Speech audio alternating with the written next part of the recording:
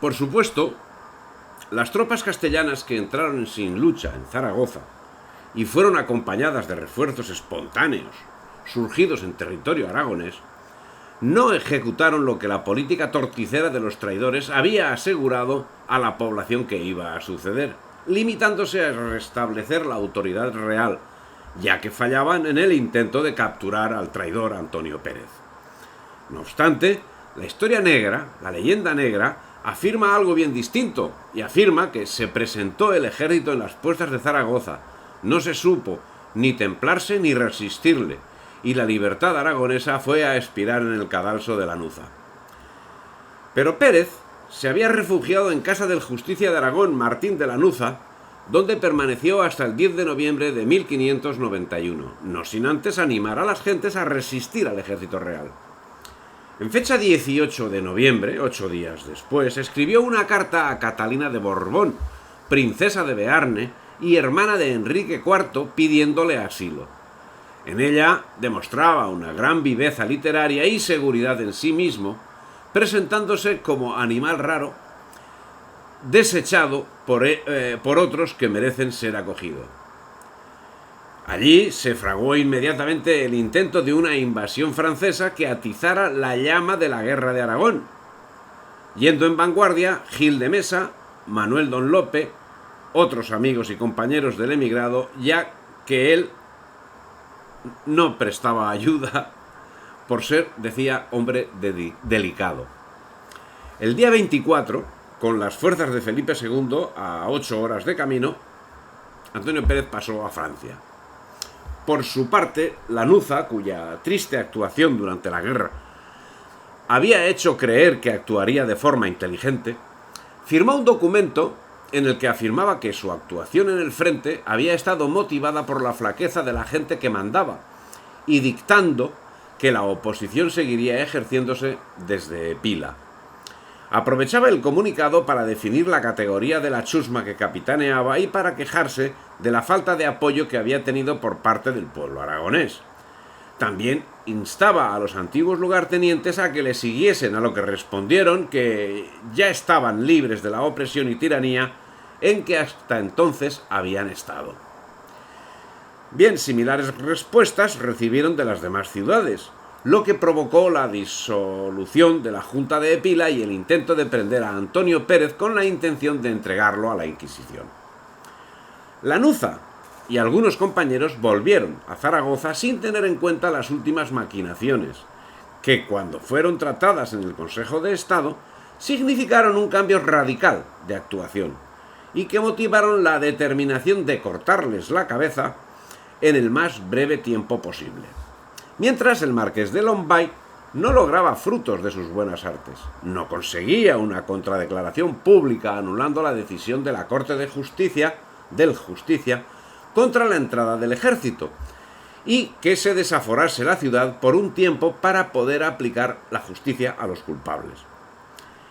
A 38 días de dulzura llevada a cabo por Alonso de Vargas, sucedió la ejecución de las órdenes emanadas de la corte. El duque de Villahermosa y el conde de Aranda fueron tomados presos y Lanuza sería ejecutado por traidor, sin mayores alaracas, el día 20 de diciembre. Y la palabra traidor no fue del agrado del reo, que protestó diciendo: traidor no, mal aconsejado sí.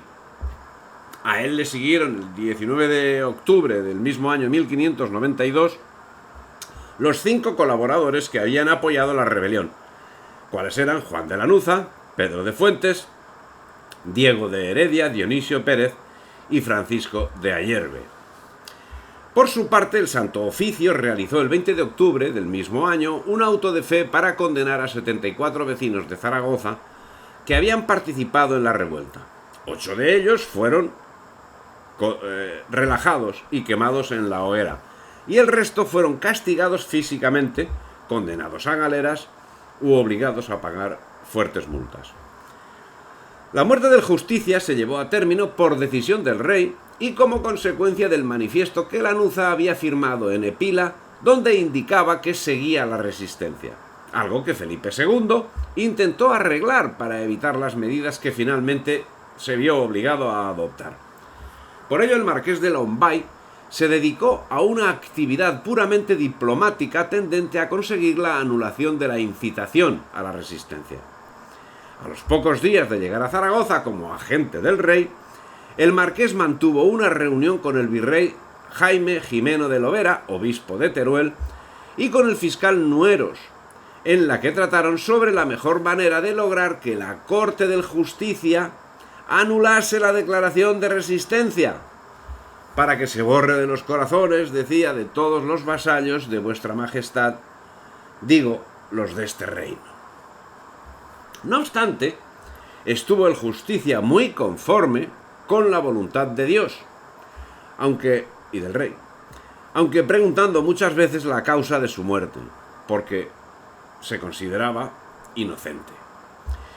Y la población se mantuvo en calma, si bien se llevó a cabo sin presencia pública, palpándose un gran sentimiento por la muerte del joven Justicia, si no en la población por su inasistencia, sí en los miembros del ejército asistentes por la pena que les causaba llevar al cadalso a persona tan joven e inexperta que constantemente preguntaba el por qué, por si podía disculpar a alguien. Su cuerpo finalmente fue trasladado con honores por los principales caballeros y capitanes del ejército. El rey había querido castigar las culpas de la persona, honrando al mismo tiempo al oficio y cargo que representaba esa persona. Y es que no se respetaron los fueros, y eso denuncia Antonio Pérez en sus relaciones. Pero en esos momentos lo que menos preocupaba a la salvaguarda de España era el respeto por los fueros. El inexperto Justicia cometió una serie de graves errores que no podían someterse a los trámites legalistas, y Felipe II lo sabía, y lo sentía. Sentía tener que ejecutar a un joven e inexperto representante legal, pero no le quedaba otra salida. Los cabezas pusieron luego la cabeza de don Juan en la Diputación con su letrero, la de don Diego en el Puente con su letrero, y de la Yerbe en la Cárcel Nueva sin ningún letrero, y la de Fuentes en la Puerta del Portillo. La leyenda del letrero era la misma para todos, porque todos habían incurrido en el mismo delito. Decía: esta es la cabeza de don fulano, que ha sido condenado por rebelde y traidor al rey nuestro señor. Cometió crimen de lesa majestad y, conmovido el pueblo, mandósele cortar la cabeza, confiscar sus bienes, derribar sus casas y castillos a 19 de octubre. Un perdón general siguió a estos castigos, perdón que fue tomado con recelo, pero de forma absolutamente injustificada.